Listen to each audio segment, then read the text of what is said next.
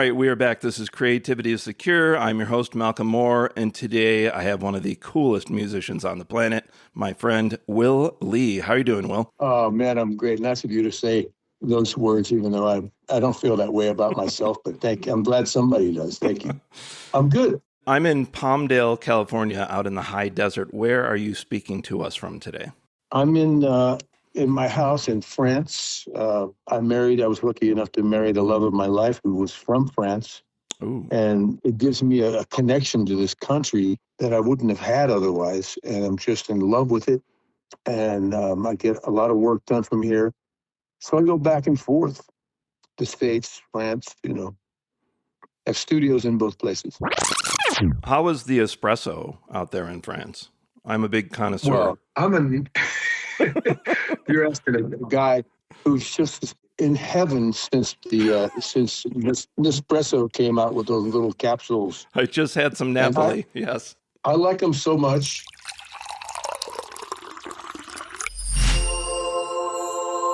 That I don't really care from one, colored capsule to the next. Yeah. I'm just happy to do it and have them, get foamy with a little spinning foaming machine called the, what's it called? The Air Espresso Air or something, Arancino or something like that. I love Nespresso, and I blame my friend Tony Levin. He, back in the late 80s, had me switch from coffee to espresso, and then he turned me on to the Nespresso machine. Remember the Cube, the first one? This dealt with some kind of capsules, too? Oh, yeah. No, it's still Nespresso. It was the original machine. And ever since then, I've been hooked on Nespresso, and yeah. Well, I just got back from Napoli. Ooh, that's my favorite flavor. Are they from there? Is that what you were saying? Well, Nespresso, the caplets you get, there's a red one that is the strongest one. It's a 13, and it's called Napoli. I'm scribbling as fast as I can while you're talking right now. I mean, they've got Khazar, India. These are strong ones, but this is way at the top. Okay. It's so strong that you measure it by Scoville units, ladies and gentlemen. No, but that's a whole nother thing. All right, so listen, for people who may not know who you are, here's a little intro. Will Lee's an American jazz fusion bassist known for his work on The Late Show with David Letterman as part of the CBS Orchestra with Paul Shaffer in the world's most dangerous band. Lee has recorded and toured with countless artists. He formerly performed in a Beatles tribute band, the Fab Faux, which he co-founded in 1998. Now, the way that Will and I know each other is from a few friends of ours, and one of these is going to surprise you. Obviously, Steve Gadd introduced us. Steve and I grew up in Rochester, New York. And then Steve recommended I help Chris Parker with his website. Chris is not only a fantastic drummer, but a wonderful painter. My God, I love his watercolors. So we've got those two guys, but do you remember who Donick Cary is? Donick on the original Letterman show was the guy in the bear suit that would go outside and try to hug people. Oh, was he a writer? He was a writer. This was his first job. Okay. And I told him I was going to talk to you. And he said one of the biggest regrets in his life was you offered to give him a bass lesson. He turned it down. Oh, that's funny. Well, you know what? It's funny because that show was in both versions of the show, the one at NBC, which was the late night where we were the world's most dangerous band, into CBS, where we were the CBS Orchestra. Right. At Late Show with David Letterman. And it's divided into camps, The writers are always on another floor, and we rarely get to have any real interaction with those guys. Yeah.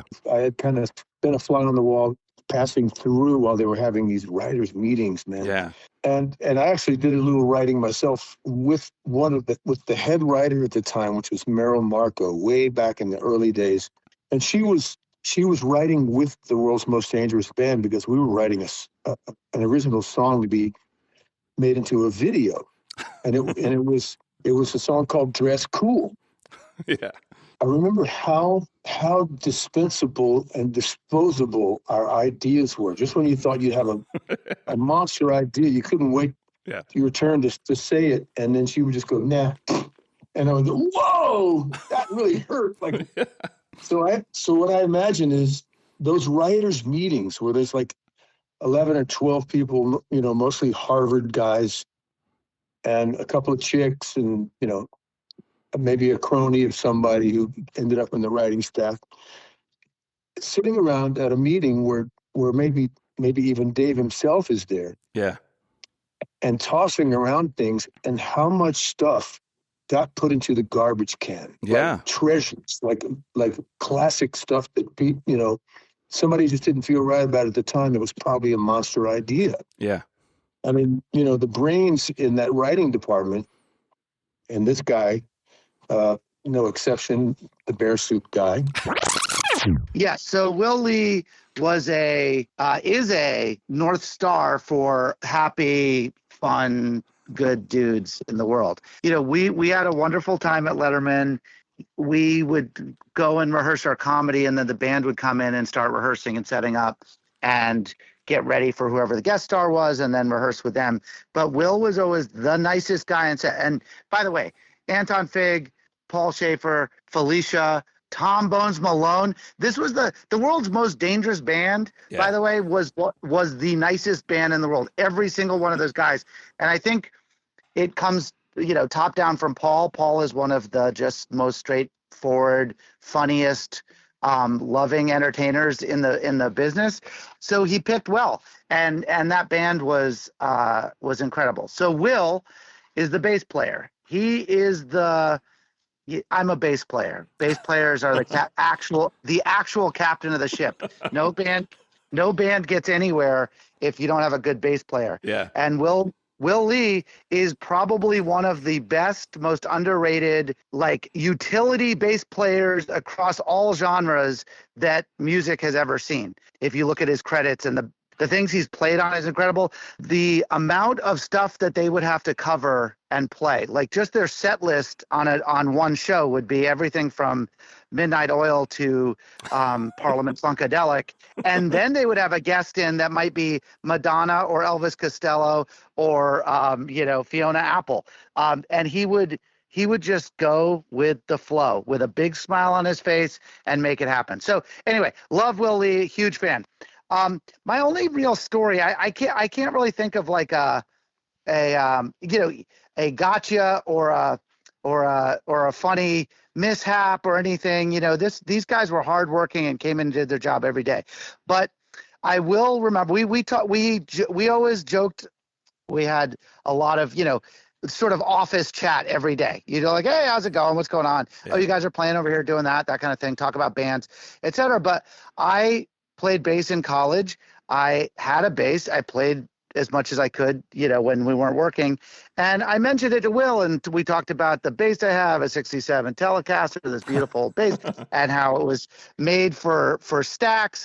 And he's like, oh, that sounds really good with Al Green songs. You should try playing this. So he'd give me recommendations.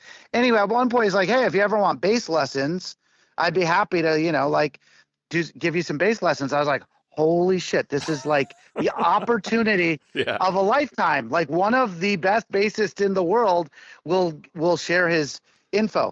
And I was just too busy. We were working too hard on that damn show. So I blame David Letterman for not giving me the opportunity to get bass lessons from Will. But Will, if you listen to this, let's get together and finally sit down and learn some riffs. Yeah, man. And let me just say that what he said about you guys is once in a while he would walk into the writer's room, couldn't stop laughing, but really couldn't believe how many good jokes that you guys threw away. You had to come up with so many, but he's like, some of the stuff that didn't make it on air was just as funny.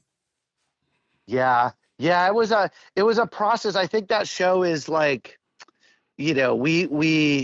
I don't know what it is 1 out of 10 things would actually get on the air or something, but you had to write 10 jokes to find the one that worked for whatever reason. And sometimes it wasn't even the best joke. It just somehow made it through. I always think of them as little, tadpoles that slowly work their way up through the evolutionary scale, and some of them survive. Yeah. Just some of them survive. But I think the musicians had the same thing, which is we're doing this show every day. We're going to create a lot of music. We're going to create a lot of comedy. And some of it gets on the air, and then the next day you come in and do it again. And you just can't be that precious about it. You got to just, keep rocking. keep rocking. So Will was like one of those people that you're happy to see him in the room every day because he gets it. He's there to with a smile on his face to keep everything just moving forward, which is all you can do. And yeah, he would stop by. He had a great sense of humor. He was a laugher. That was a great thing too. It was like he actually enjoyed the comedy, and would be I'd be often when I was the head writer there. I would stand to if you're staring at Dave's desk, I was just off to the right, and the band's off to the left. Right. So I was standing by. They used to be the blue doors or whatever, where guests would sometimes come in. I'd be kind of standing in that area on the stage and watching the comedy and giving Dave jokes in the commercial breaks and stuff. But I had a front row seat for the band through the whole show.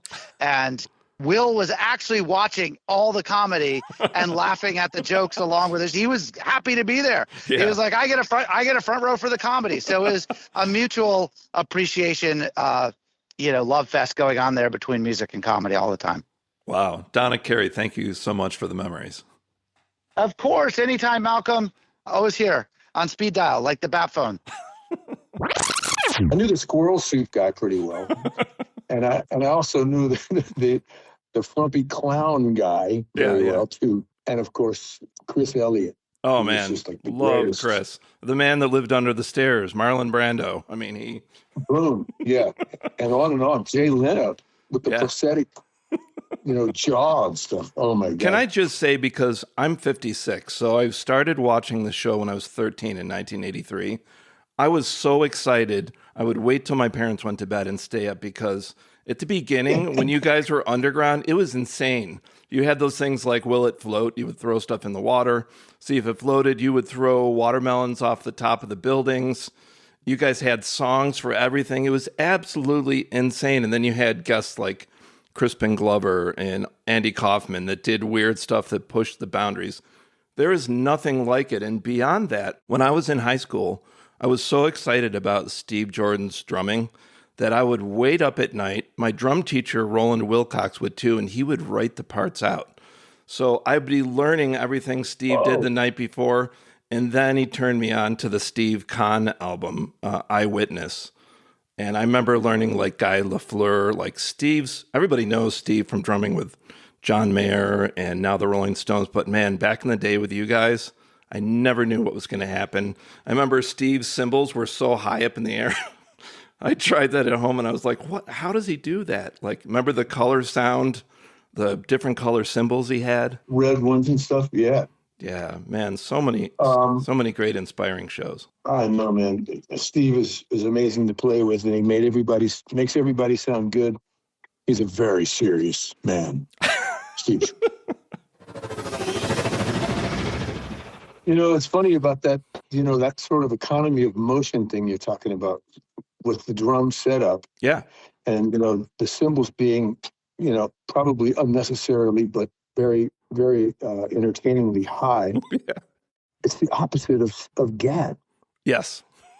I sat at GAD's kit.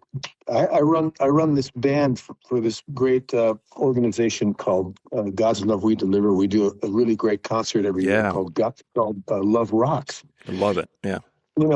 One day before Steve showed up, I was sitting back there with Tony Formosa and his wonderful daughter Melanie, who's been Steve's drum tech in New York since I can't even remember if there was even a beginning to this relationship. Yeah.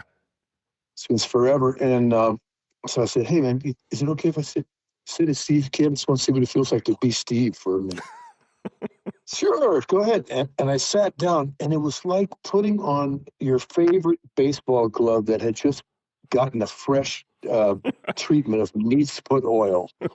He sat down, and everything was right there. Yeah. Ergonomically, it felt like part of your body. Yeah. Yep. And so he can flow like in a circle when he does those crazy fills. It was so well put together that if I ever finally am lucky enough to get my own kit again, which has been a long time since I had a kit, but I just love playing.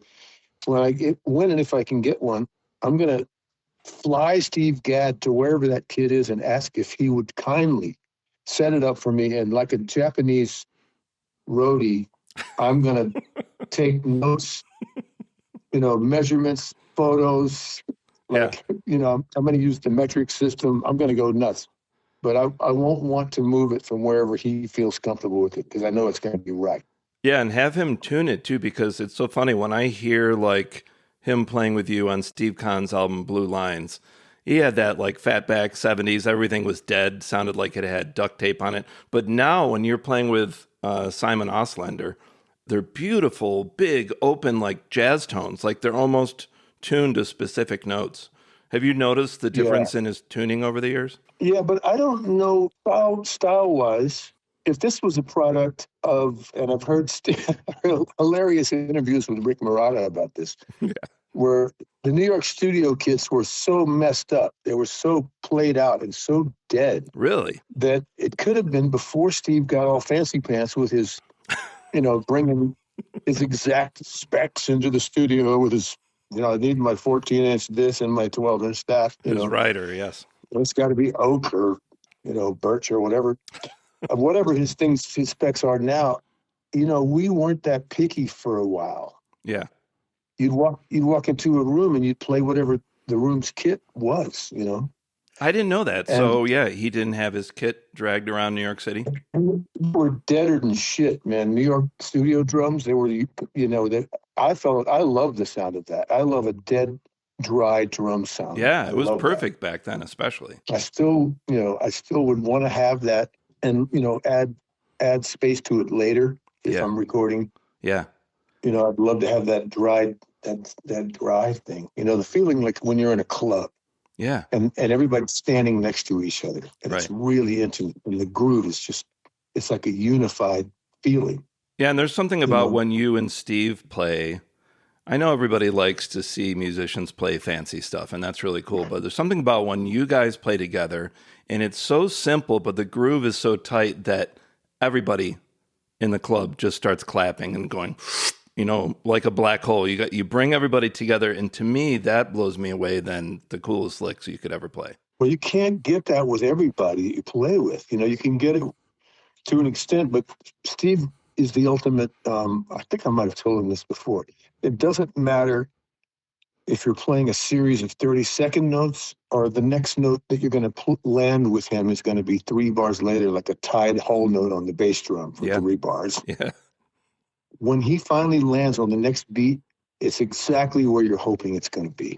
Yeah. Yeah. There's such a trust thing there. Yeah, and you guys just have such a great sound together.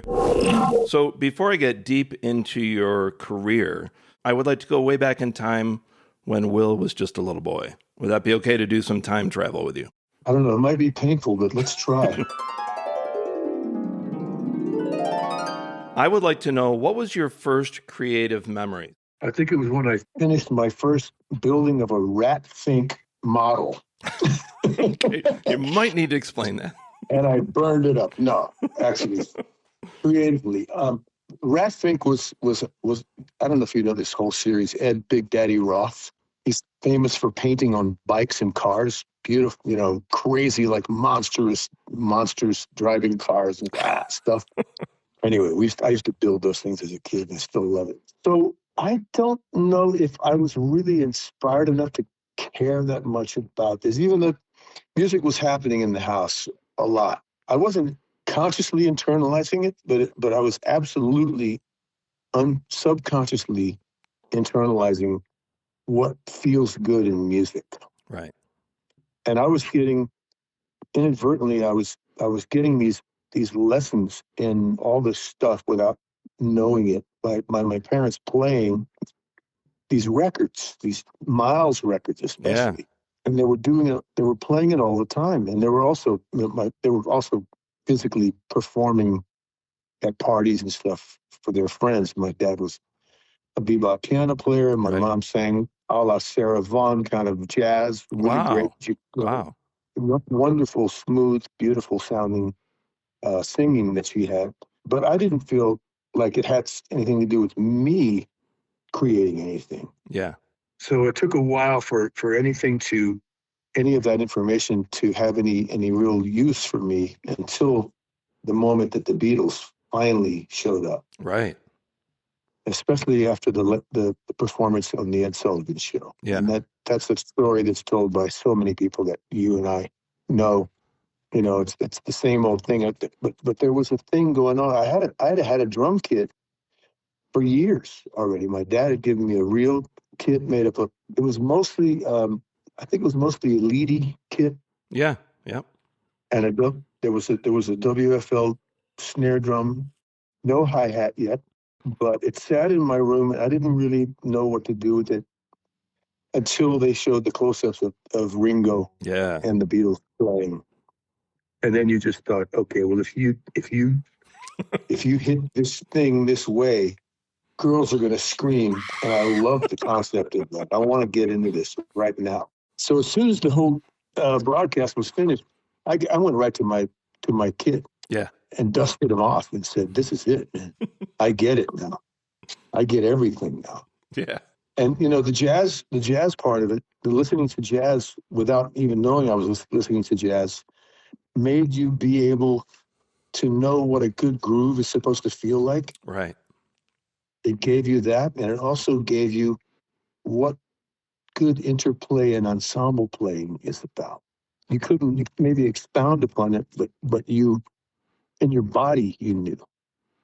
Right. You had learned this from being on the scene when those records were playing at such an early sponge-like, age. Were you listening to Miles' albums like Kind of Blue and Sketches of Spain? Which ones pop out to you from back Earlier, then? I think even like live stuff, like Miles and Bird. Yeah. And my dad actually had met Bird and brought him over to the house. And, man. Told me that Bird held me in his arms when I was 1 year old, which I don't remember. Wow. I do not remember this. So, but I have to, I was one. Wow. That's a pretty good way to start. Yeah. So like confirmation would be a lullaby to 1-year-old Will. I guess so, yeah. Now here's a serious... And I still can't play it. Oh, man. That's a tough one. I had this drum teacher named Steve Curry once, and he made me learn confirmation on the snare drum, and I'll never forget it. I was really mad. On the snare drum? Yeah, the rhythm. The melody? That whole... I can still remember. Yeah. I was so mad, but I can still remember the rhythm today, and it really helped out when I started playing jazz. So I got to play that with my dad on our album that we put together called Birdhouse, all Charlie Parker material. Oh, yeah, I wanted to ask you about that. And Billy Hart was the drummer. Well, Dad called up one day and said, "Let's do an album." I'm like, "What?" He goes, "Yeah, I want to do a record of all Charlie Parker material with you." And the first thing I thought of was, holy crap, he's serious. I have to start shedding upright bass. Yeah, no pressure. And I told Dad, I said, "When do you want to do this?" And he goes, like, "Next month." And I go, "Dad, I'm going to need about a year or two because I want to get this together with this upright thing." And I don't have an upright. I never was really interested in learning how to play it. It's a bit cumbersome for me. And I love the sound. And I thought, man, it's got to be that, because if we're going to do it right, we got to do it with that. And Dad said, "Just play electric." That was the nicest thing my father ever said to me, by the way. So we did this, and it was Mike Brecker, it was Randy Brecker, Lou Soloff played. Oh, man. John Tropez did a couple of tunes with us. Vibraphonist Warren Chasson and Bob Duro sang a couple of songs. And Dad and I and Billy Hart were the main rhythm section for this project. And it was really funny because I don't think he'd ever been in the studio before. Wow. Yeah. It was funny. He kept forgetting to put the phones on, We'd do takes and I was like, feels like kind of a drag in the groove there. And I look over, Dad would have the phones off, and Billy Hart was two gobos away, 2 ISO booths away. Do you think creativity could be implemented in curing people, or at least helping people with mental health struggles like depression, anxiety? Any specific insight?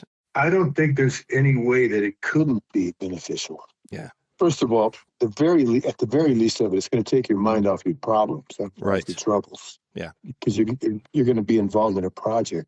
Look, even if it's not music, even if it's painting or some other kind of art form or even creating anything. Yeah. I'm 40 years sober. Yeah.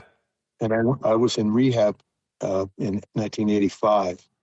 Part of the program is OT, occupational therapy. Mm-hmm. And I was like, why are we doing this? I don't have the chops to make boxes or tooling around with leather tools and belts and things. What am I doing with this? And it was really healing for me to do a hands-on thing. Yeah. To do a skill. Something different. Because I've been singularly focused forever on trying to be a good player and all this stuff. And it took me out of that and into another thing that gave me a new, sort of an objective way of looking at what putting something creative together is. Yeah. And music is, obviously one of the great healers, even just as a listener, much less a doer, So, yeah. I know that you and Steve both struggled with substance abuse way back in the day, and you guys have both been clean for a long time. Have you ever talked about how different it feels now to be creative? I mean, did you ever worry, like a lot of people do, that, without the drugs or the drinking, I can't play as well? Is it better now? Can you think more clearly when you're being creative? I'm just curious what you would think. Well, the thing about doing drugs and alcohol and all this stuff for me was nothing about playing. It was only about the uncomfortableness of me as a person growing up, awkwardly being around other people. Yeah. It sort of superficially took those superficial fears away. Yeah.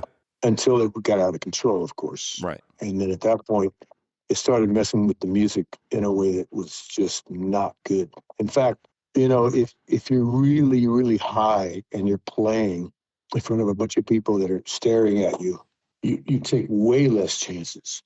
I mean, even in the studio, whether it's in a live situation in front of an audience or even in the studio, you don't want to be singled out. You want to just sort of be there, but hiding, kind of. Yeah. So you're not as free. It's so restricting to your creativity. It's. I mean, I don't know what drug would not be. I mean, I guess people think that getting high is a great loosener up, or I don't know if we're talking about certain kinds of cannabis or whatever, but that was never my thing anyway. But I was into cocaine and alcohol, and plenty of it, as much as I could afford. Yeah. And so what would happen would be that I would get really sort of, I would kind of get, everything would be very internal. I wouldn't be very outgoing, let's say. Yeah. And I would get, couldn't wait till the gig was over so I could do some more. Right. And I played the game for a while where you do what you can get away with, where it doesn't mess up the gig, mess up the playing. But then those periods started to connect. There was no period where you weren't high. Right. And it became a huge problem for the music and even for showing up at all. You'd miss the gig. I would miss a gig once in a while. It's like, wait a minute. Yeah. That's not who I want to be at all. That's fine. That's how I finally got out of it. Right. But the misery of me messing up the music was too much for me to be able to continue lying to myself that this is okay. Right. It wasn't okay. So the funny thing is that happened after I got out of rehab. A few weeks later, I was on stage with Chuck Loeb, and we were at the Blue Note in New York, and we had just done this set where it was really smoking, and it was so lively and so much fun that apparently, without me knowing it, I was very physical on stage and jumping around all over the place and having the greatest time of my life. I had gone from a musical mind and career where everything was, I guess you could sort of say, black and white compared to how colorful it got after I got sober, and how free I felt and how much fun it was to play and how magical music became to do, to be a part of again. And somebody on my way up to the dressing room stopped me from their table. Hey, man, you look like you're so high. You got any more of that stuff, man? And I said, here's what you need to understand, my friend. If I was high, I wouldn't have had any of this fun. Yeah. You know, yeah. What you saw was something that was only possible because I have nothing and I'm never going to do anything again. And I'm not on anything. So, wow. I hope that sends the right message. I think a lot of people need to hear that. I think that's a wonderful story. Well, it's happened to me. Yeah. You know, I got carried away. I got too carried away with doing drugs, and it was not cool. Yeah. And believe me, man, I feel so lucky to be alive because so many of our friends did not make it through that process to get to the other side of it, and they're gone. Yeah. You know? So many of your guys, Jaco Pastorius, all these people that were just astounding. People I love so much. Jaco, Hiram, you know, just way too many people. Gone way too early. The David Letterman show was so important to me, so inspiring to me as a musician. I'd love to just get quick responses from you to several of my favorite performances you did. Robert Palmer was so important to me, music-wise, inspiring me. I'm actually helping my friend Donnie Wynn, who was Robert's best friend and drummer for 25 years. I'm helping him write a book about Robert. And wow. I saw that Robert was on the show. I remember the original time he was on, and you guys did Addicted to Love, and I could just see by the look on his face how excited he was to play with you guys, all the smiles and everything. What was he like to perform with? Well, he was so cool that I didn't even know if he was digging us at all. But I'm glad to hear it. Yeah. I just loved his confidence, and first of all, the sound of his voice was pure gold. God, yeah. And his musical choices, and I was, knowing how those records were made, I was really happy to be stepping into the shoes of the people that made those records. Yeah. And that was just, it felt great to do that because the parts were fantastic. Oh, man, the music is so good, yeah. He always had a knack for finding great players, that would deliver great grooves and great notes, Yeah, including your friend Chris Parker. Yes. And then Vince Barranco, he was a guy who was around New York for a few years from Mississippi, who had a wonderful personality and great playing as well.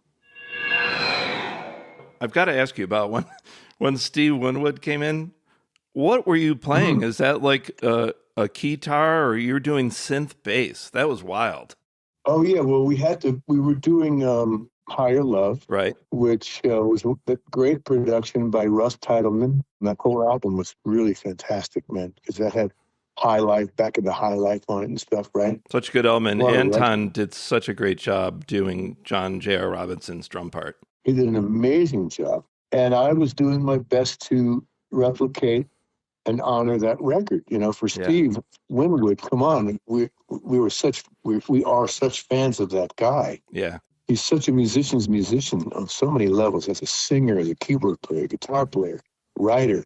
And he's had all these chapters in his musical life, from the Hendrix records to record Electric Ladyland. Yeah.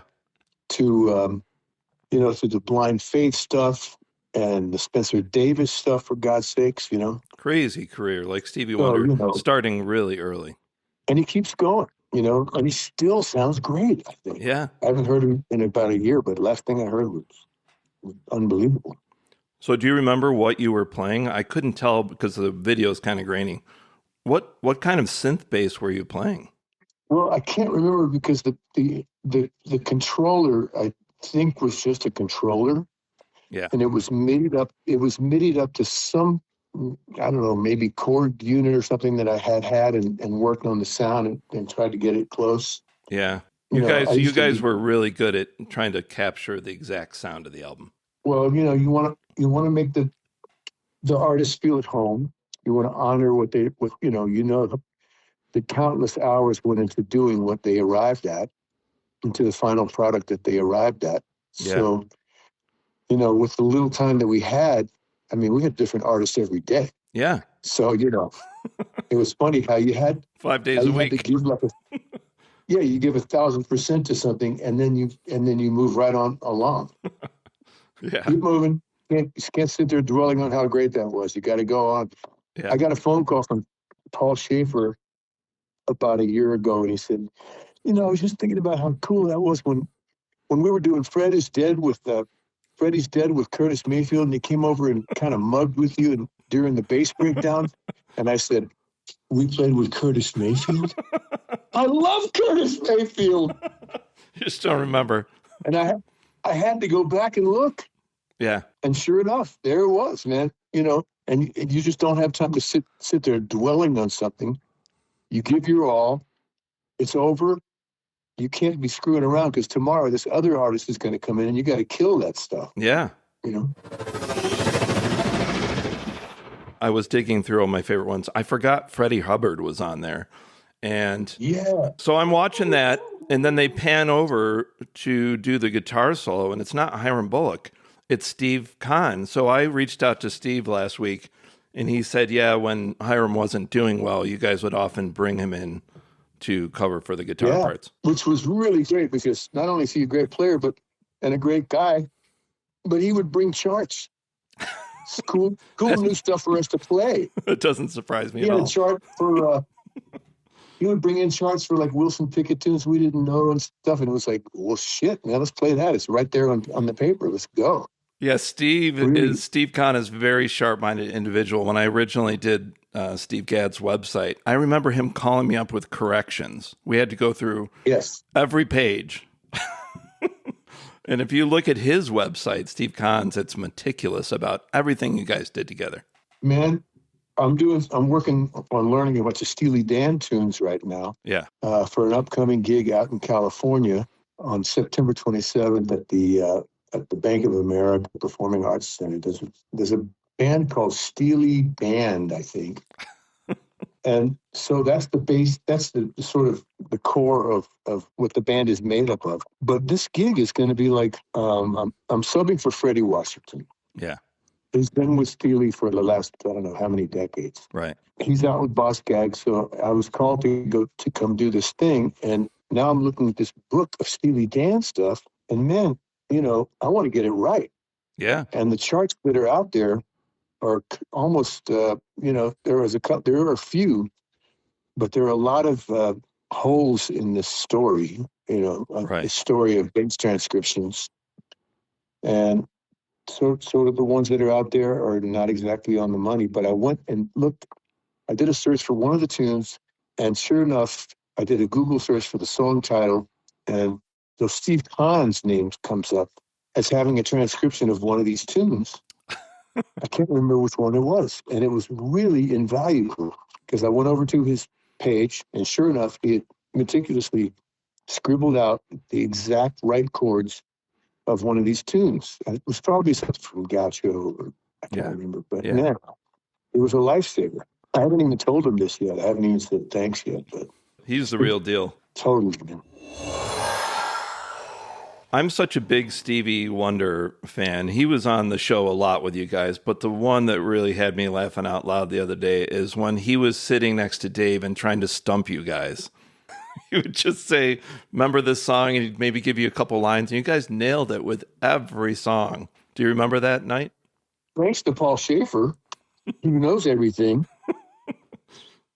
And Stevie was just incredible. And you know what was really cool, man, was that we ended and went into commercial with and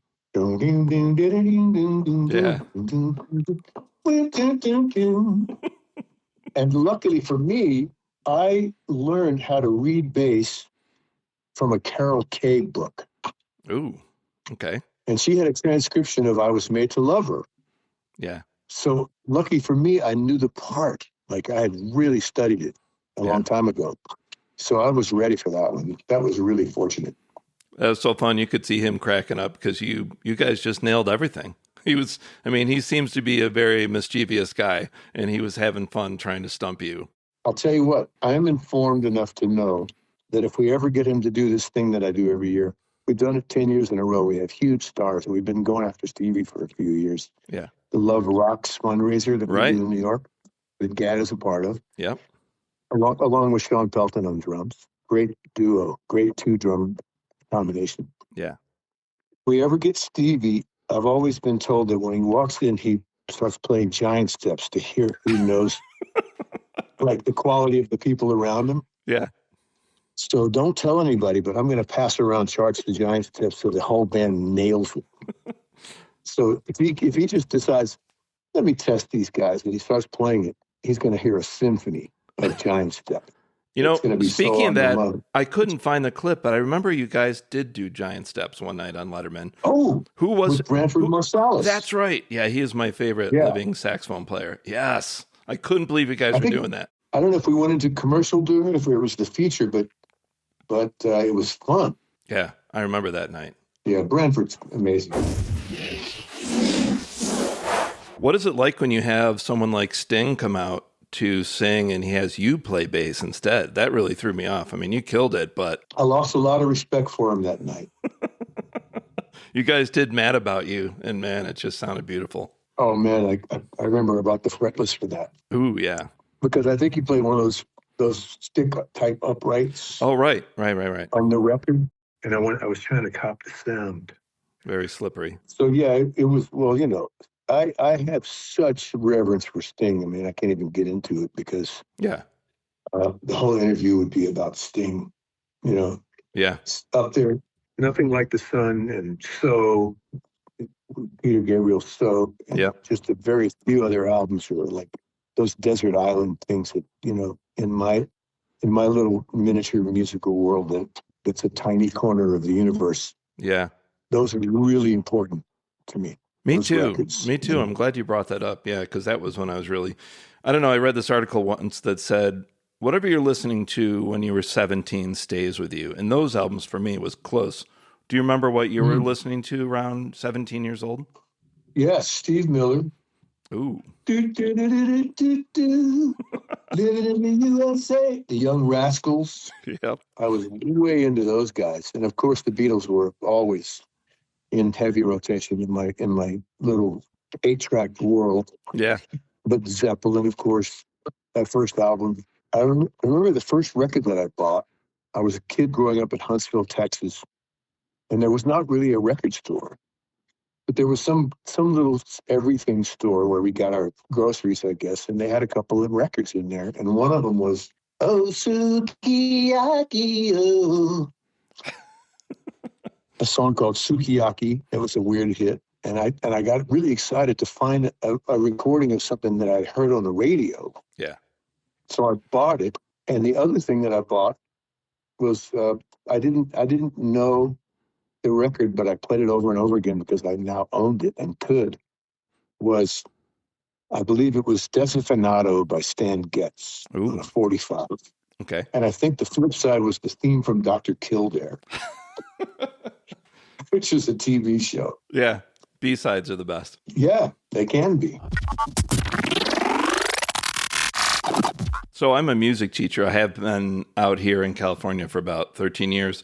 And Phil Collins, to me as a drummer, was such a huge influence. But when I ask kids about him today, they go, oh, he's the guy that did Tarzan. Now that's great, Tarzan, but he was such a badass drummer back in the day with Brand X and Genesis and his soul stuff. So I flipped out the night I turned on David Letterman, and it was Steve Jordan and Phil doing double drums going to commercial, and of course you guys playing with him. How much did you guys prepare for that? Because it was brilliant. It was so cool. And just like you said, when there's two drummers, you've got to be careful that you don't clobber each other on the fills. And Phil and Steve really had it worked out. I don't know how much discussion they had off stage, but we had every bit of 45 minutes to go through everything. Wow. As a full band. I don't know. Did you ever see the, I don't know if it exists on online, but one of those many Buddy Rich memorial concerts that I was lucky enough to be a part of. Yeah. Phil was a featured guy. Yep. And we did a bunch of charts with him, a bunch of jazz charts and stuff, and it was really fun. Oh, yeah. He's an incredible drummer. Most people just don't know the breadth of his talents back when he was, going back and forth between producing everybody like Philip Bailey and Frida, and then doing Genesis and a solo, playing with Brian Eno. The guy is just astounding. And he got away with writing Susu Studio. I love that episode when Dave's asking him. That was such a voice, though, right? Oh man, like his when he did the whole Beatles thing with George Martin and he's layering all the harmonies. You must have loved that with your Fab Faux band watching that. Unreal, man. Well, when I got up today, I put on my They Might Be Giants t-shirt and I saw that you guys did quite a few performances with them. What were they like? Those guys were awesome, man. And they're still at it. They're still hitting it. Oh, yeah. Yeah, absolutely. We built a few nice relationships with a few people. Like, they kept coming on the show. And I'm not sure how that all happened, but maybe somebody in the booking department was a fan, or maybe Dave himself. Yeah. But we would get to play with them multiple times. We get to play with Crowded House multiple times. Oh, I want to ask you about that because one of my favorite drummers is the late Paul Hester. And I love when you guys did Sister Madly and Anton and he were both playing drums. God, that was so cool. What was it like working with them? I love Neil Finn. I love everybody in that band. It was the coolest, man. All those guys were so damn nice. And Paul was the nicest of all. Yeah. It's so tragic. Talk about a guy we lost too soon. Heartbreaking. Yeah. Heartbreaking when we passed, man. Couldn't believe it. So young. Forget about it. Yeah, and you guys looked like you're having so much fun with him jumping up in the air and you dancing around. God, I love that song and I love that performance. It was genuinely good fun and great. And, we would also have like John Popper would come on. Yeah. Those guys, I'm trying to think of multiple appearances. But the guys from Squeeze would come on a few different times. Difford and Tilbrook, I think they were called. I mean, if we talked about every artist you played with there, this would have to be 10 hours. So. Oh yeah. and I keep getting surprised by, people keep coming to me and reminding me or sending me to a link. Yeah. I was like, oh my God, that was great. I wish they would just put out like a box set Blu-ray because I would watch every one of them. You know what? And there was another thing that was happening back in those formative years of the early Letterman show when you got into being a fan. And, we all love the knucklehead stuff that happened. All those amazingly resourceful, super low budget, cheap comedy stuff that, you had to do that stuff. Velcro suits and things because there was no money. The monkey cam. You guys had the monkey cam. Oh my God. Yeah. Larry Bud Melman.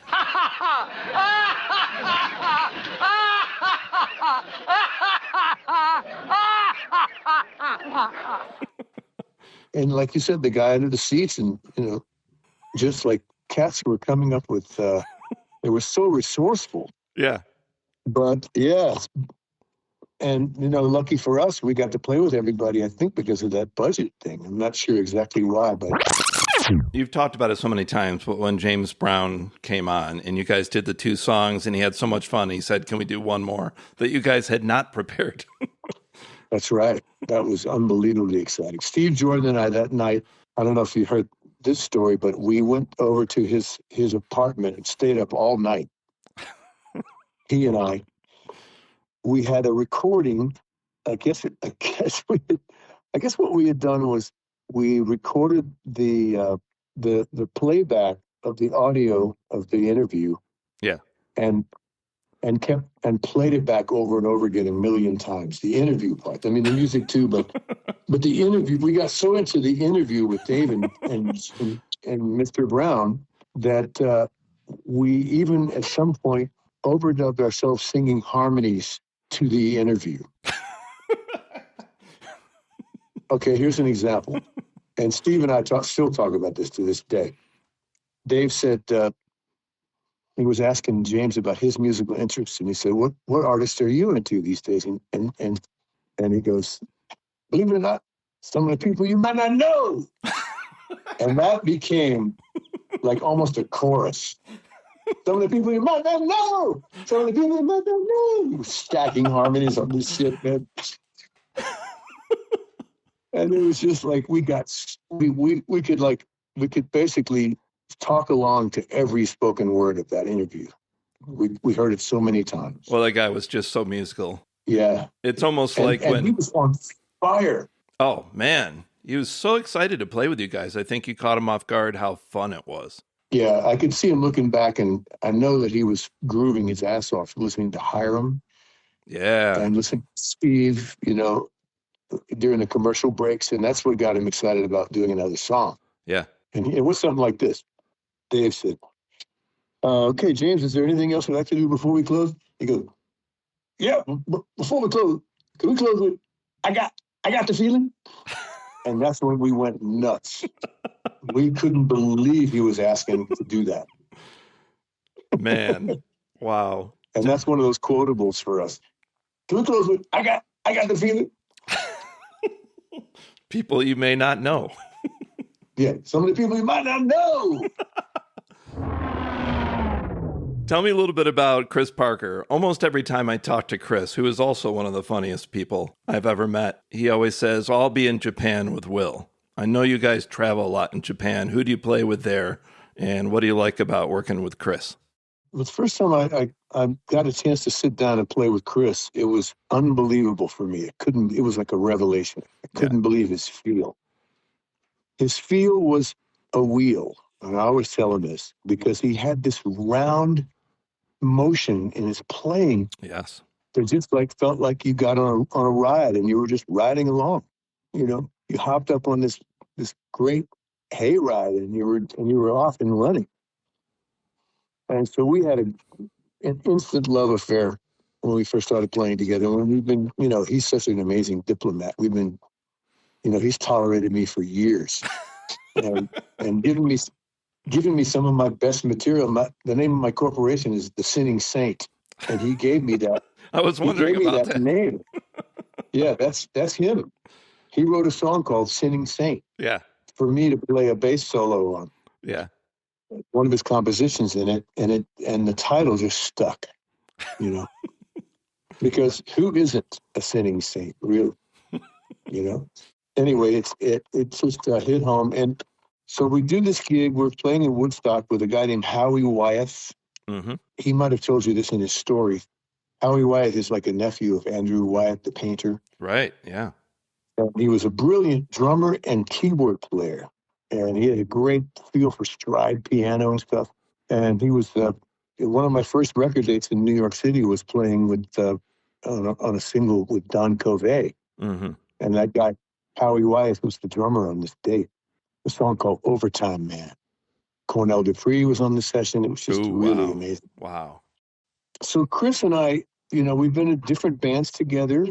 The first time I played on Saturday Night Live, he was there with Jeff Porcaro. We were playing with Boz Scaggs. Wow, what a band! And we've had bands together. Tofi and the Pussycats was a great. I love Tofi and the Pussycats. Some good stuff.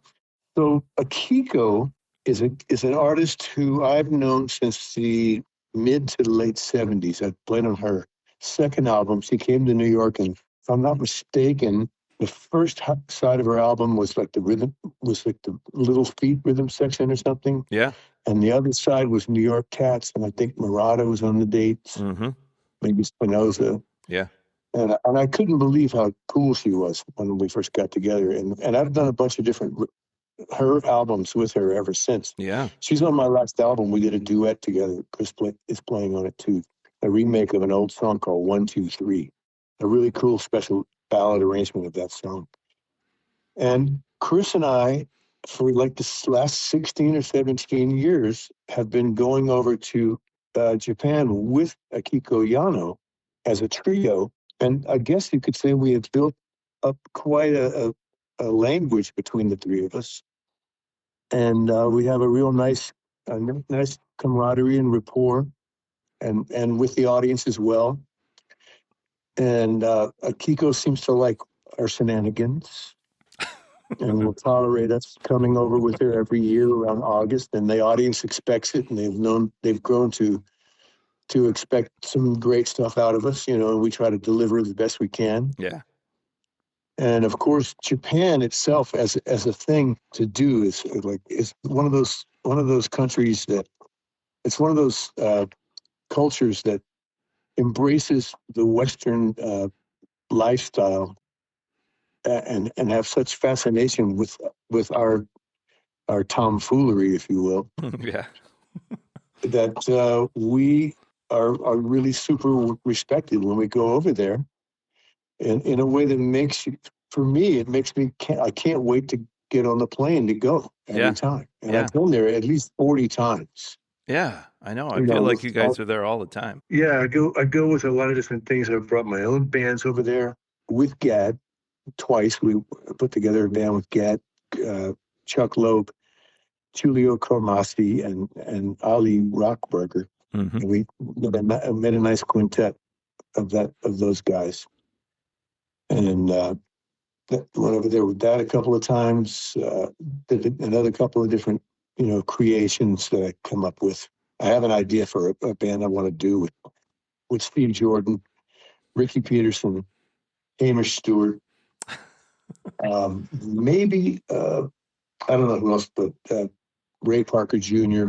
I want to put together this groove band and bring it over because I know we'd have a blast. Oh man, I know it'd be so much fun. And every time I go these days, by the way, I go and sit in with this Beatles band there called the Parrots. I make it a point to send them a little song list in advance. I think of some songs I haven't done with them yet, and they're all ready to go. And a lot of our fans that come to the shows also show up there. Yeah. The last time I went, I invited the guy. What was the political position that Anthony Blinken had? It was a foreign minister thing. I guess that was his gig. Anyway, I know the foreign minister in Japan, who's a big music fan, and I even invited him to come down to this Beatles club. And the night I sat in, and he came down, and he stayed the whole night. Yeah.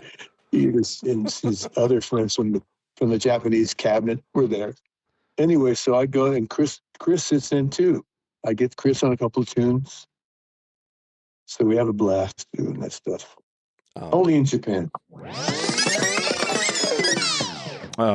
Chris Parker, do you have a good memory or a funny story about Will Lee? Oh, sure. We have a, over 50-year history. I'm going back through time. Do you remember when you first met him? Yeah, that's probably the best story. My ex-wife's older sister, Ellen, and he were a couple.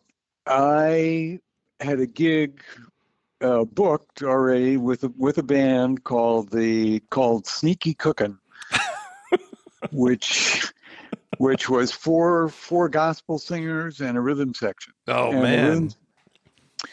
It's a great band. The one of the singers, Jocelyn Brown, went on to have a mild hit called Somebody Else's Guy. But there were three other singers, a great one named Singer Williams and, Joanne Cameron, I think was one of them, and Rona, I can't even think of her last name. Anyway, four really cool gospel singers, and the rhythm section was me, a bass player named Buffalo Gelber, and Howie Wyeth on piano, who's the son of Andrew Wyeth. And the guitar player was a guy named Paul Dickler. But we rehearsed at the Albert Hotel in Howie Wyeth's, single room apartment. It was hilarious. He had drums and keyboards in there. Anyway, the gig was at Joyous Lake in Woodstock.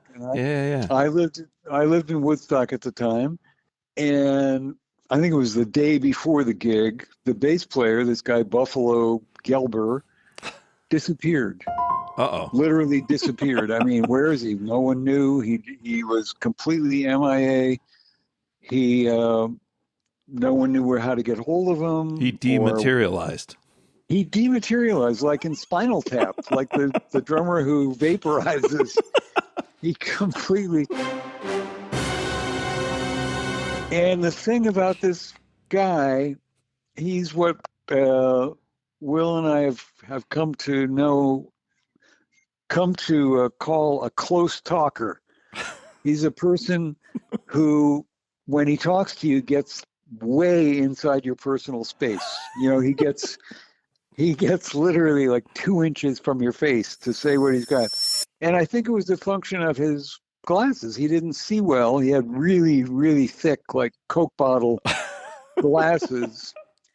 So for him to feel like he was, making contact with you, he had to get that close to see your face. Yeah. But it was always an intense experience. Hey, man. And ever since then, Will and I've, is he a close talker? Oh, yeah, he's a close talker, like Buffalo Gelber. Buffalo, so named because he had this huge Jufro, you would call it, I guess, that was completely unkempt, and had basically horns. He looked like he could have been a bison.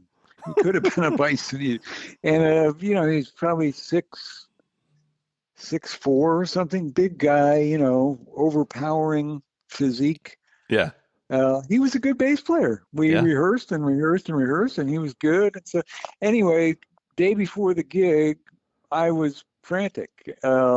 We don't have a bass player for this gig. It's our debut at Joyous Lake. And I was talking about it with my then girlfriend, and she had been talking to her sister, who just met this bass player who had moved from Miami to New York City. Yeah. And her sister said, I know a bass player. I said, yeah, can he play? She said, yeah, he just came here from Miami to audition for Dreams to replace Chuck Rainey. Oh, wow. I said, wow, he must be pretty good. And Will, at the time, I just read in another interview with Jake Feinberg, had no idea who Chuck Rainey was. Yeah. Which he was, in retrospect, he was glad about that. He didn't know who Chuck Rainey was. I knew who Chuck Rainey was. So anyway, she said, yeah, he's good. He just came to audition for Dreams to replace Chuck Rainey. She knew, Ellen, the sister, knew who Chuck Rainey was. We were very much into R&B and records. Yeah. We listened to all the same music together. We had a very similar taste in music. Anyway, I said, well, give me his number. She said, well, I don't have to give you his number. We're coming up there to visit you guys. Well, bring him along. The gig is tomorrow. So we lived in the ground floor of this building in Woodstock. And my first impression was them arriving, and he had like a derby. I said, what the fuck? He's wearing not a cowboy hat, like a derby. He's always been a fashion maven. Come on. He's been a fashion maven. It's true. He can wear anything, a kerchief and a hat and a poncho and striped pants and something with epaulets. He's got it all. He always has the latest hairdo as well. That's right. Although that's remarkably similar over the years. It used to be much longer when on this occasion, which must have been 72, maybe 72, wow. 70. Yeah, I think it's earlier than that. 71, maybe. I'm not sure about the year exactly, but it was early 70s, definitely. And he had long blonde hair and this derby. He looked like quite a character, and he was, full-blown personality.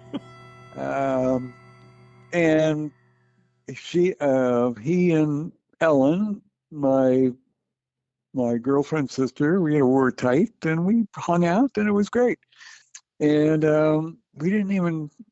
He wanted to know. I didn't have charts or anything. It was all kind of head arrangements of these tunes. Yeah. And I just sort of let go. I said, well, it's going to be what it's going to be. And Howie Wyeth was very loose. We had been rehearsing for weeks, to learn these tunes. There was a lot of Ray Charles tunes. Ooh, wow. And these gospel tunes. I can't even remember all the songs, but they were all like gospel tunes. Yeah. Each had a little arrangement. The Swan Silvertones arrangement of this, the Blind Boys of Alabama. Oh, love this. them. And and the R&B tunes included. My favorite one is "Tell the Truth." I know Ray that very Charles. well. I play "Tell the Truth" in a band right now. Yeah. Yeah, it's a great tune. Rock House probably, and Hard Times Part 1 and Part 2, a bunch of Ray Charles. I Got a Woman, I got, Ray Charles tunes. Anyway, we went to the gig. I don't even remember a sound check or anything like that. And I looked at Howie like, well, here we go. We'll see how he does. And anyway, from the very first note, yeah, I said, holy shit, this guy can really play. Oh my God. And he just concentrated on what I was doing. I mean, I know he was listening to Howie and Paul Dickler and the singers as well, but he just fit right in like a hand in a glove. Yeah. And just locked in with what I was playing, because I was playing what we had rehearsed, the feels and the funk grooves and gospel stuff, whatever it was. And he just fit right into it perfectly. By the end of the first tune, I was all smiles, and then you couldn't throw him. He knew all the tunes, or he would listen to the first bar of the next arrangement and figure it out. Okay, it's this. Okay, I'll do this. And he just fit in. He's intuitive, like beyond intuitive. It was like he had been in the band all along. Yeah, and I think that's why he was so good in the David Letterman show, because he was telling me how 5 days a week he had to learn songs so quickly. And we talked about when Stevie Wonder was on the band and tried to stump the band, but somehow they just nailed every song. Yeah, I bet that was great. Wow, and now 50 years later, you guys are still gigging together over in Japan. Yeah, and it still feels the same way. When we do a sound check in Japan, we get to Japan, and the great people at the clubs, set everything up just like it was the last time you played there. The amps are set right, the piano's tuned, the drums sound great and everything. And we sit down so they can get sounds and just start playing, and boom, we come up with some wacky groove. Yeah. What was that? I don't know, but we'll split the publishing. Yeah. Is the joke. And, in the back of my mind, thinking of the leader, Kiko, what kind of music we're going to play with her, something, that's got a kind of a light touch, something that's in 3 or in 6, something that's kind of jazzy, something that's kind of rocky, try to cover all that, those dynamic places, so that the engineer, who's great, Ken Kondo is the front of house guy, he's always great, so that he knows where we might go, because there's a lot of improvisatory stuff with her as well, especially when she solos. You never know what she's going to do. Yeah. So some of it is jazzy, some of it is rocky, and some of it is funky, and some of it, like last year, Will sang She's Leaving Home, so it was like such a great singer. Yeah. So he covers all this territory, and irrepressible up personality, and funny as shit, and will get you laughing, so you can't stop laughing. He's like Robin Williams. And the musical knowledge, sometimes something will come to my head. We'll be playing some groove, and I'll sit, and all I have to say is "ee-ah." The first 2 notes of the twist, Chubby Checker, and he goes right into Chubby Checker. Round and round, up and down, yeah. Or I say, fill me up with all those pills. And he knows, don't give me no doctor. And he's the same key. Or like last year, I remember for some reason the horn part for You Can Make It If You Try, Sly and the Film.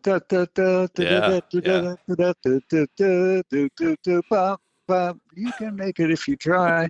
And all I had to do was play on the snare drum. And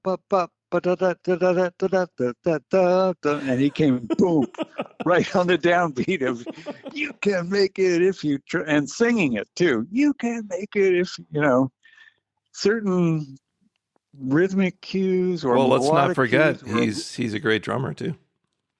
Yeah, exactly. When he had the I can't think of the name of his band, the Mustangs or the Golden, he was the drummer, And they, what were they called? I've seen the pictures. I can't think of the name of the band, but that was his band, and he was the drummer. And they lost the bass player, or they needed a bass player. So, okay, I'll do it. Just jumped in, and they got another drummer. Oh, man. I've seen the poster. I can't think of the name of his band, but anyway. Yeah. Well, those are some great stories. Well, that's probably the best, from that moment at Joyous Lake where nobody knew what to expect. This guy is blonde, just all this long blonde hair, and he wears a fucking derby, and he's from Miami. Oh my God, we didn't know what to expect. And Howie Wyeth is a, headband wearing, Albert Hotel, maven. And the singers, Singer Williams and Josh Brown, you could tell everybody was kind of skeptical. Well, too bad about Buffalo. He had disappeared. We were still not mourning him, but just like in disbelief. What the fuck? We had a gig. What have we been rehearsing for weeks for this gig, and he disappears? Yeah. And nobody, it's not like he turned up, oh, what happened? Well, this and this and this. We never heard from him again. Wow. That was it. He literally vaporized. Nobody has ever heard from him again. Jeez. That I know. It is like a Spinal Tap thing. It is. I mean, maybe he went into witness protection. I don't know. Changed his name. But he could be in a parallel universe. That's what it was like. It was like he was in this other world, and I thought, this guy is constantly high. He's, he met somebody who'd had some really, really great shit and just smoked himself into the ether, into the stratosphere somewhere. He's a cumulus cloud now somewhere. He's a cirrus cloud. He's could be cumulonimbus. Cumulonimbus. That's probably it. But we are very thankful to him to bring Will Lee to you. I was. I mean, in retrospect, very thankful that he disappeared and Will appeared. And it was propitious, that he just happened to land in New York. I don't know how long he had been in New York at that time, but long enough to have a girlfriend in that building. That building was 70 Carmine Street. And he moved into the ground floor. Don Grolnick lived on the 4th floor. Great singer, Margaret Dorn, lived on the 3rd floor. Or on the 2nd floor, and an apartment became available on the 3rd floor, and I moved into that. So it was a great building, constant music all the time, and what became the Brecker Brothers rehearsed in Don Grolnick's studio apartment. Wow. Steve Kahn lived a couple of blocks away on 7th Avenue. What a neighborhood. And, wow. Yeah, it was great.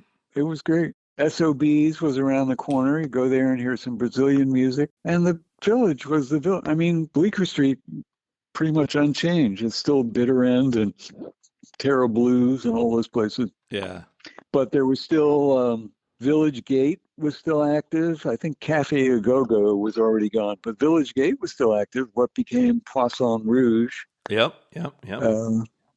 That place was there. And then if you walk north on 7th Avenue, there was Sweet Basil, there was Village Vanguard, there was Blue Note, Visiones was a place, the West 3rd Street. There was all these places to play and clubs. And I mean, there's still quite a few places, but not like it was then 50 years ago, 55 years ago, whatever. Well, Chris Parker, thank you so much for the memories. Wow.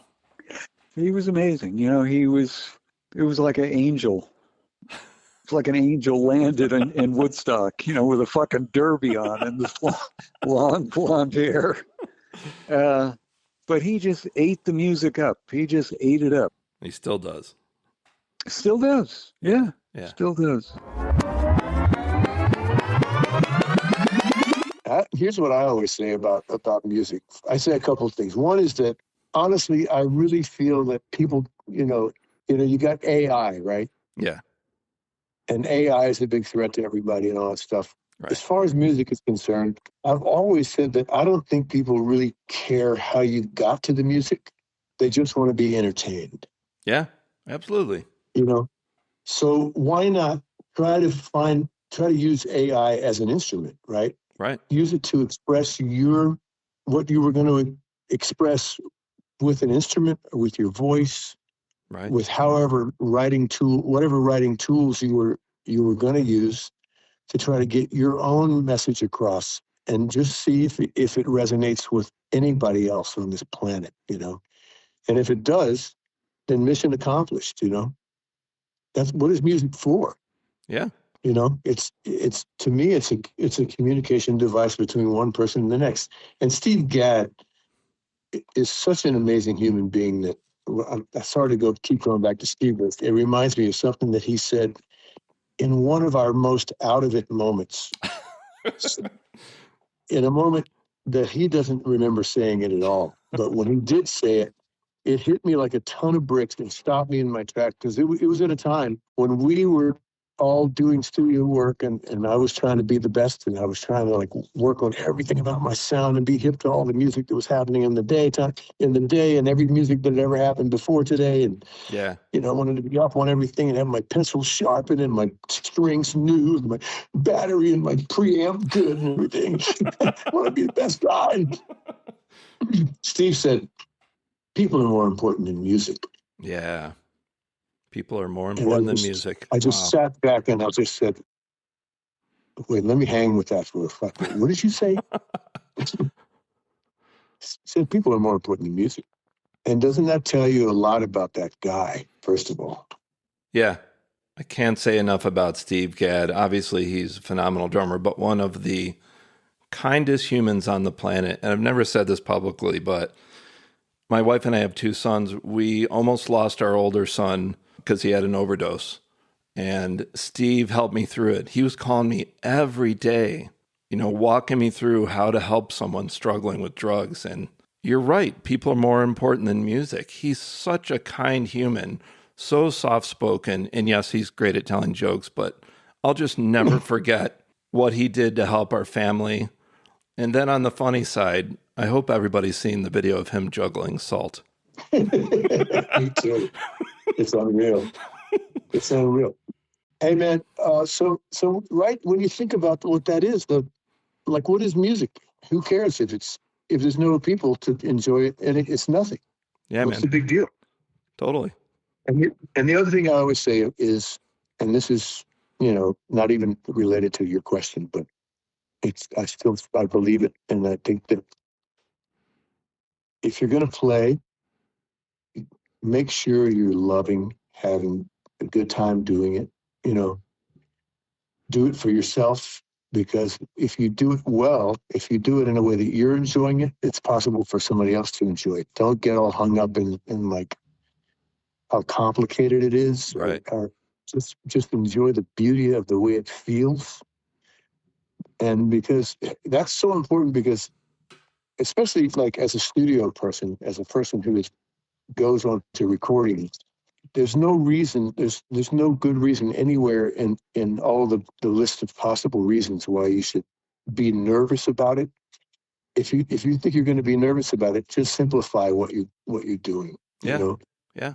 And make sure it feels good, because if it feels bad due to you sabotaging it, due to your fears, right, you're going to screw the whole thing up. It's never going to feel good. But if you can possibly find a way to make it feel good in the moment, a groove is a groove forever. A groove is a groove is a groove.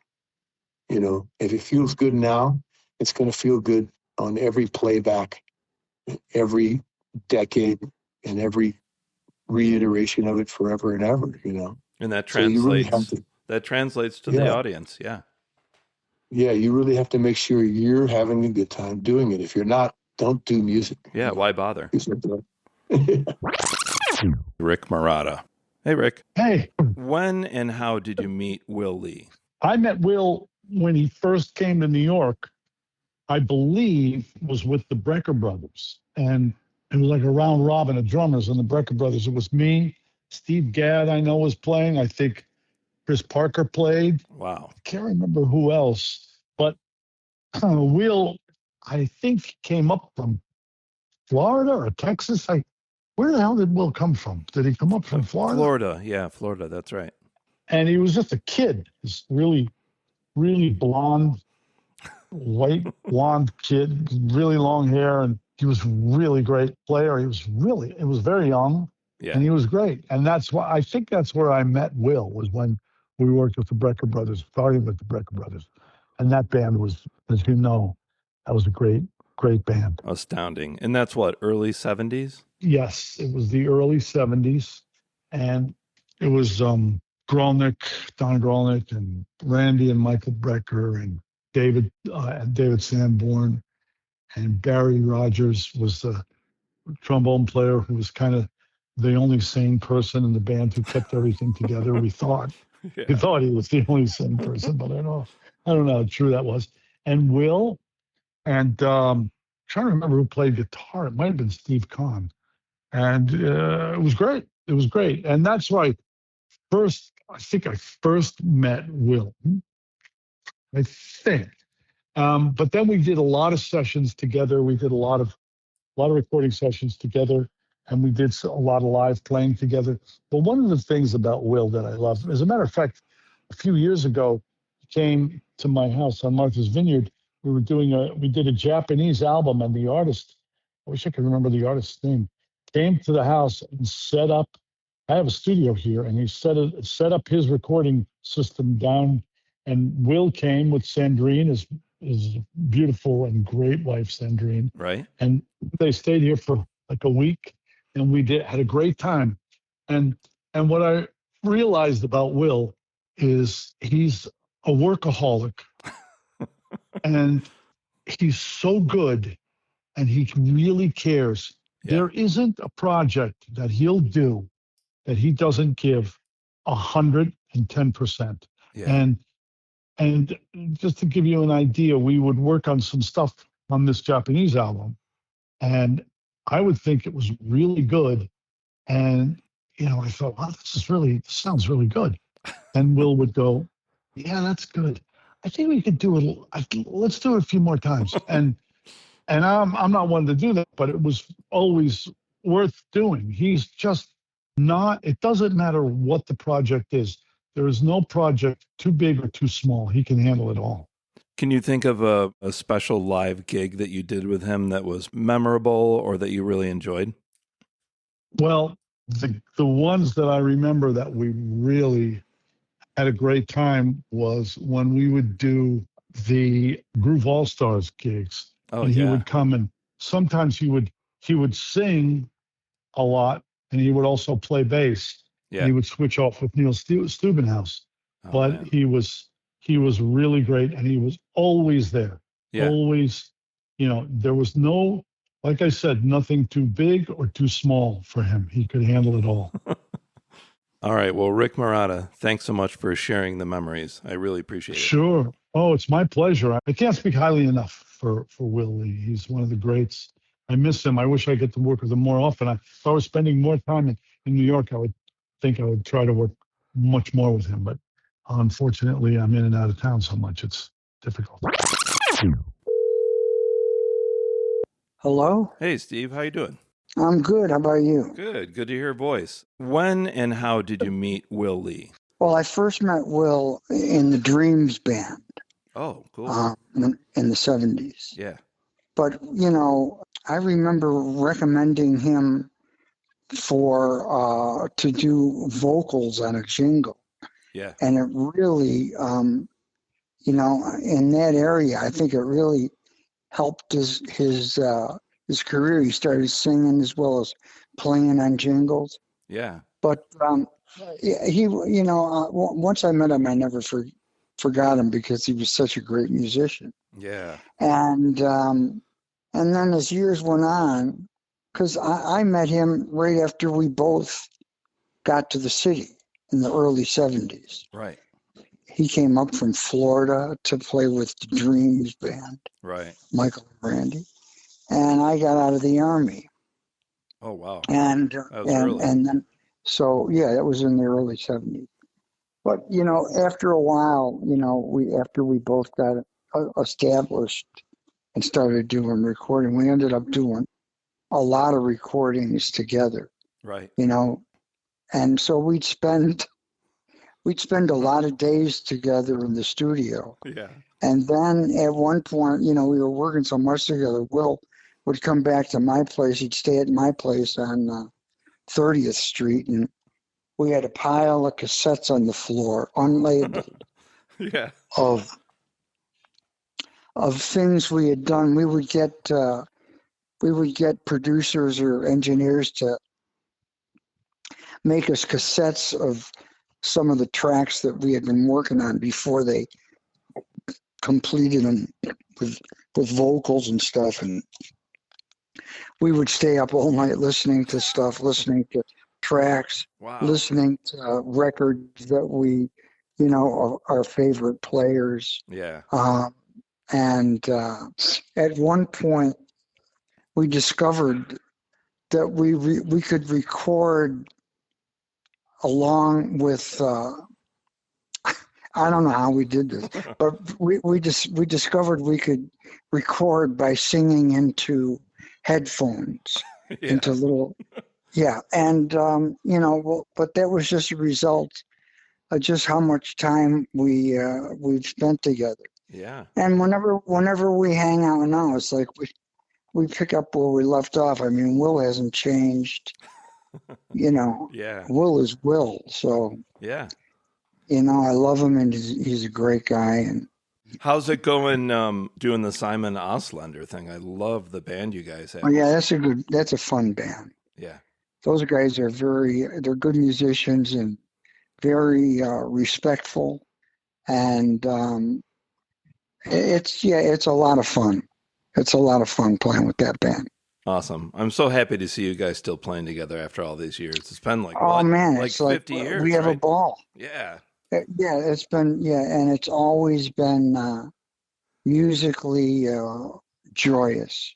He's a great guy, great musician, and he's got a big heart. Yeah. And it's, he's my brother, you know what I mean? Well, I appreciate it, Steve. Thanks so much for giving me a call and sharing your memories. Oh, you're welcome, man. Before we go, how can I help you out here? So people can, if they want to know what you're up to, they can go to your website, willlee.com. You're also on Instagram, Facebook, anything else? You know, X, I guess you could call it.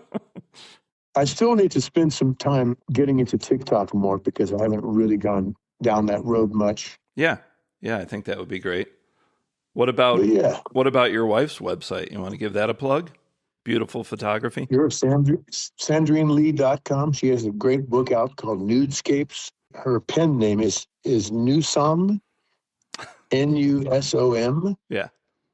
Which if you were going to say it in French, it would be spelled completely different. It would mean we are. Oh, cool. And it would be spelled more like NOUS SOMME or something like that. But in her case, it's NUSOM. And I think I'm working on this little small series of like sort of little bass tidbits that I might start putting on TikTok eventually. Oh, cool. And it's going to be called Uncle Will, Show Us Your Tips. I think that's a perfect note to end on. So, Will, I only got through half of my questions. Would you be willing to do this again someday in the future? This was a real blast for me. Why not? Yeah, sure. All right, man. What are you up to next? Interviewing with you next month. Up to. Music-wise, what's your next project? Well, I'm actually over here trying to finish a few songs, getting ready to go do a little week with Joe Bonamassa. Oh, man. And Steve Ferroni and I, and we got band. Simon on the gig. This is with the WDR big band out of Cologne, Germany. Okay. And Steve Gadd has been part of that. He and Eddie Gomez and Ronnie Cuber went over and did some stuff with these guys. Yeah. And that's when Simon and Steve first met. Simon was on that thing, and he's going to be on this Joe Bonamassa thing too, which would be fun. Wow.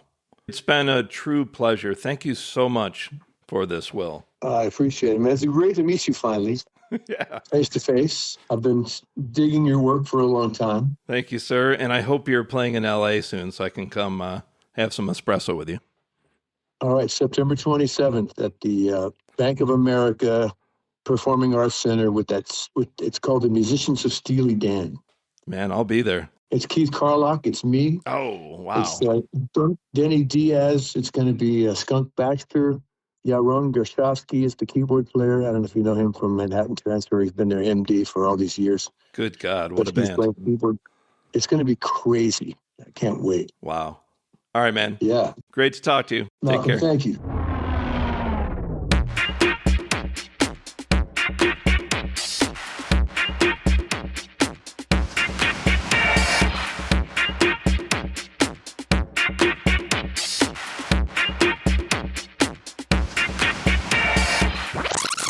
Hello, my name is Jefferson De Leon, and I am a scientist in the biotech sector and a comedy musician, and I am a proud sponsor of the Creativity is the Cure podcast, because creativity is central to who I am and what I do.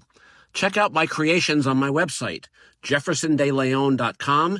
That is JEFFERSONDELEONE.com.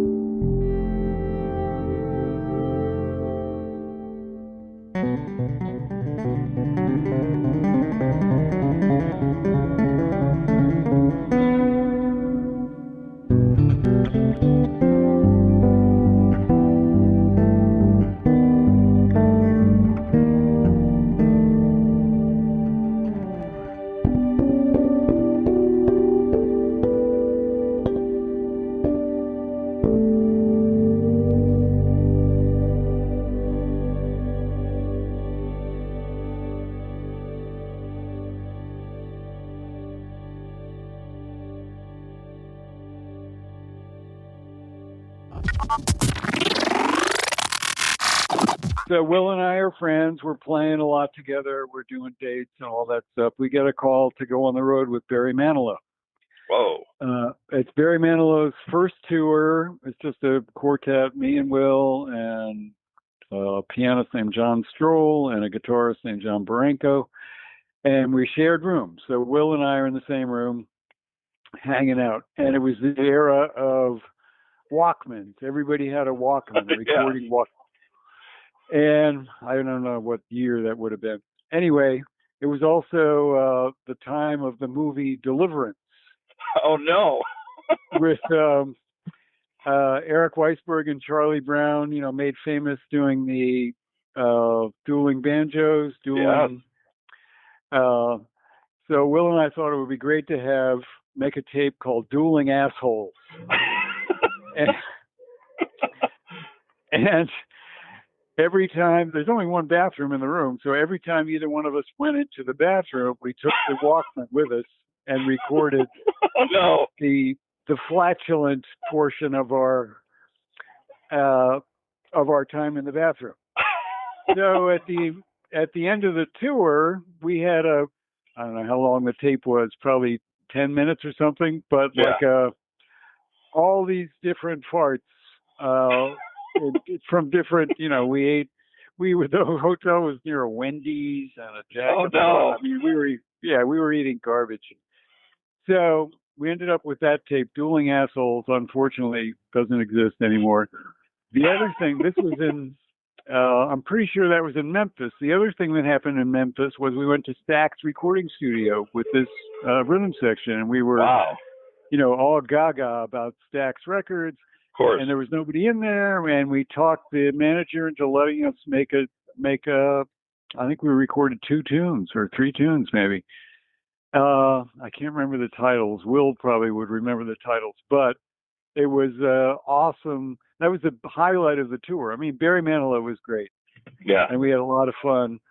But we went in and recorded, our version of Booker T and the MGs. Oh, what would Booker T and record if they were here now, So I can't remember the not green onions, but green raw oysters or something about seafood. I bet Will remembers. Anyway, that cassette doesn't exist anymore either. Unfortunately, I would love to hear it. So that was my 2.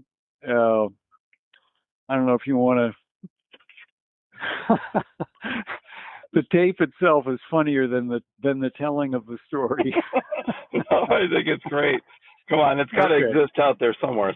Someday someone will unearth these masterpieces. Yes, exactly. Let's hope so. Let's hope the word gets out now and someone will get a hold of you, and then we can play it for everyone. Exactly. Perfect. All right, man. All right, that was it. Awesome. Well, have a great day, Chris. All right, you too, Malcolm. Talk to you soon. Ladies and gentlemen, we're desperately short on time. Thanks for watching. Have a lovely weekend. Good night, everybody.